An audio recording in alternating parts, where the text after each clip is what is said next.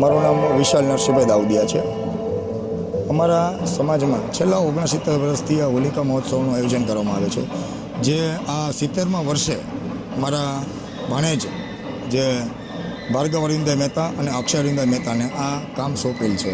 અમારા સમાજ તરફથી દર વર્ષે આ કામ દેવા માટેનું કન્વીનર તરીકે નીમવામાં આવે છે, જે કન્વીનર આ બે ભાઈઓને નીમવામાં આવેલ છે।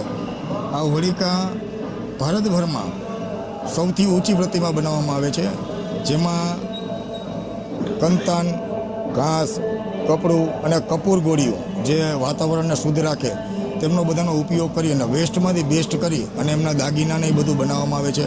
અને 30 દિવસની અર્થાંત મહેનત, દિવસ રાતની મહેનતથી અમારા સમાજના યુવાનોથી લઈ, બાળકોથી લઈ અને મોટી ઉંમરના વૃદ્ધ કહી શકીએ ત્યાં સુધીના બધા લોકો અમને બધા સાથ સહકાર આપે છે, જે અમે કાર્ય પૂર્ણ કરી અને અમારા સમાજમાં જે અમારા વિસ્તારની અંદર આશરે 30 થી 35 આવી બીજી નાની મોટી હોલિકાનું આયોજન કરવામાં બધા બનાવે છે।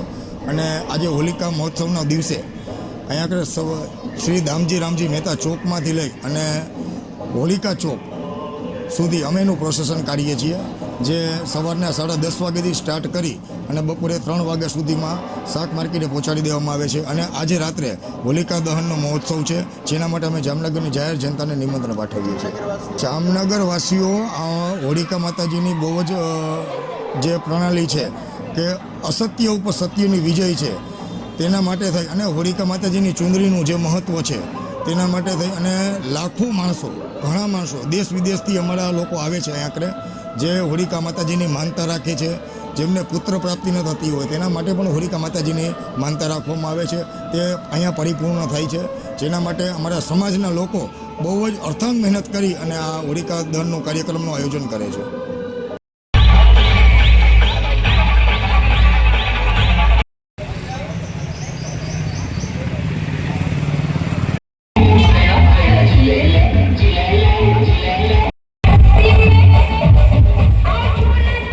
जानकी जेठवा है।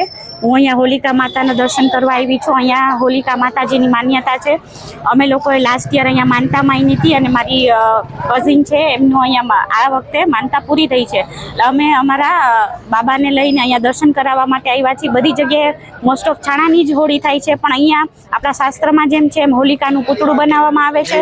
अने होलिका आखी ज्यारे बळे छे त्यारे प्रहलाद छे ए हवामां माताजीनी चुंदड़ी साथे अमे एने हवामां उडे छे अने आखी होलिका बળી જાય છે અને પ્રહલાદ છે એ બચી જાય છે।